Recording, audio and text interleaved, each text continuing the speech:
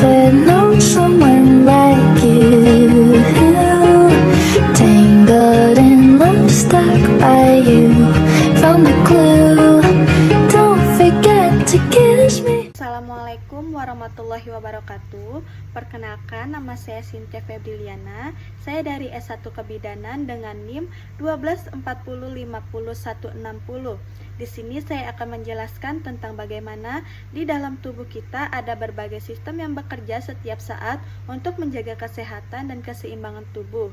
Jadi dalam video kali ini saya akan menjelaskan sedikit tentang sistem saraf otot, darah, dan banyak lagi, serta bagaimana semuanya saling terhubung untuk mendukung kehidupan kita sehari-hari. Anatomi dan fisiologi sistem tubuh.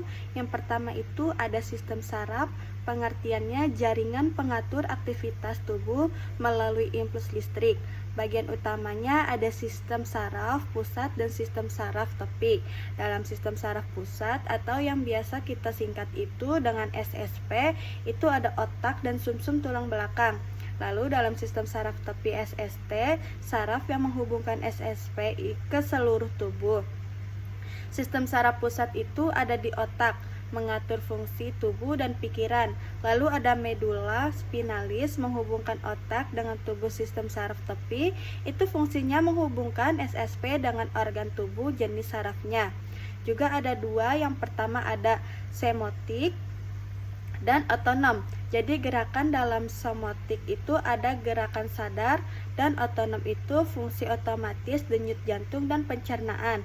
Lalu ada neuron, itu adalah sel saraf yang menghantarkan infus, terdiri dari badan sel, dendrit, dan akson. Lalu ada mekanisme gerak tubuh. Jadi dalam kerjasama antara sistem saraf otot dan rangka itu, prosesnya melalui impuls saraf menggerakkan otot dan tulang. Perkembangan sel darah, hematopoiesis. Prosesnya itu ada di pembekuan elemen seluler darah di sumsum tulang. Lalu jenis sel darah itu ada di eritrosit, itu mengangkut oksigen. Lalu ada glikosit, itu fungsinya untuk imun. Lalu ada trombosit, itu pembekuan darah. Lalu ada organ hematopoietik, janin. Jadi dalam janin itu ada yoksa, hati limpa. Lalu kalau dalam dewasa itu ada sumsum tulang diferensiasi. Sel puncak itu berada menjadi miolit dan limfolit. Lalu ada sistem limfatik, definisinya itu sistem sirkulasi sekunder yang mengalirkan limfa, fungsinya pertahankan tubuh. Lalu ada absorpsi nutrisi, misalnya lemak, itu bisa pengendalian cairan ke darah. Lalu ada komponen utamanya yaitu pembuluh limfe, mengangkut limfe ke darah.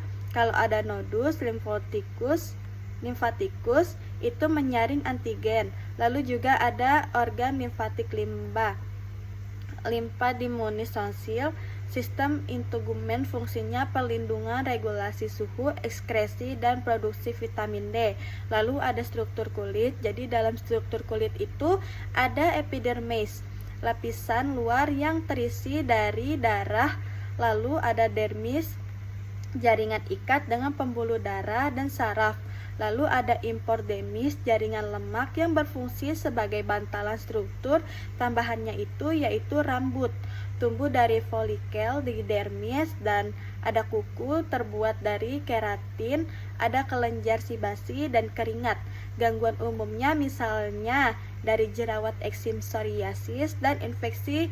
Jadi materi ini memberikan gambaran menyeluruh tentang anatomi dan fisiologi sistem saraf, mekanisme gerak, perkembangan sel darah, sistem limfatik, dan sistem integumen, serta peran penting dalam tubuh manusia. Terima kasih.